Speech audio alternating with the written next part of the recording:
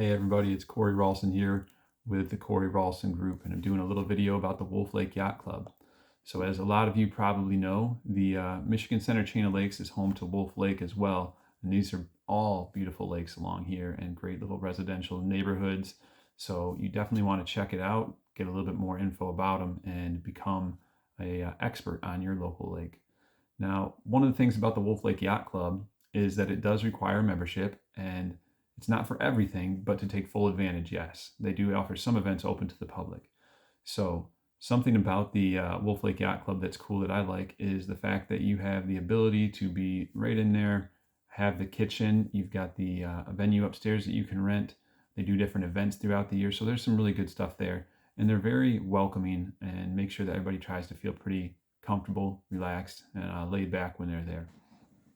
So some of the different things that they have to offer are that you're able to get a membership that is going to give you the option to potentially have a dock slip there.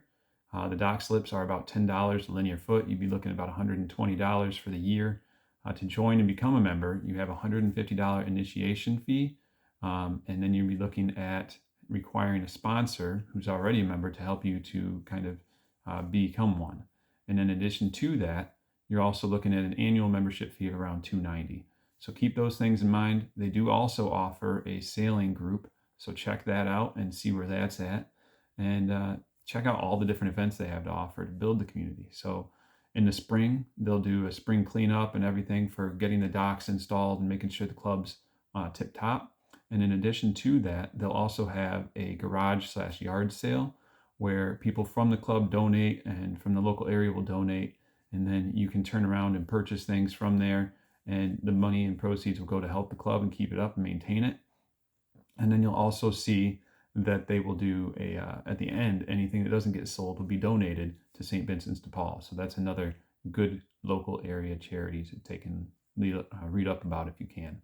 So one of the things that you're going to see about the different venue options is you're going to see that upstairs they have a big open hall space with a bar, and downstairs they have a nice large kitchen with a walk-in refrigerator. There's also a bar downstairs and additional seating as well. They also have 2 bathrooms and the child changing area as well, which is pretty handy for parents. Now, in addition to all these, you've got the outdoor decks and a large grass area with a pavilion/gazebo, whatever you want to call it there. And so entertaining outdoors is definitely a possibility here. I've heard and seen people host wedding venues here, graduation parties, things like that. So it's a pretty generous space, and you can imagine how those would work out. Now, nothing really beats a lake for a backdrop. So your photos and things like that, they're always going to be good as well. So check into the different options there and learn a little bit about it. Now, when we talk about different events and things like that, some additional events that they host and offer are the 4th of July breakfast pancake setup, and they also have a parade that is usually right afterwards for the boats on the water. And then they are also going to see some different events there, such as the Easter egg hunt, which our kids really enjoyed. They're going to have a cardboard boat race, which is a pretty good time. They're going to have a barbecue in the summer, and then they're going to have concerts there and things like that. So there's some cool options like that. They've got euchre throughout the winter, and they've got a couple of other events as well, just to kind of keep the community together. And they're open to ideas. So if you do have event ideas that you'd like to put out there, they're open to hearing them, and that's kind of a nice thing as well. So a little bit about the history. The club was opened in 1939, and they have also got a setup where this was actually on the former Wolf Lake Casino property. So the Wolf Lake Casino actually was on a 3-tiered pavilion out on top of the water on Wolf Lake.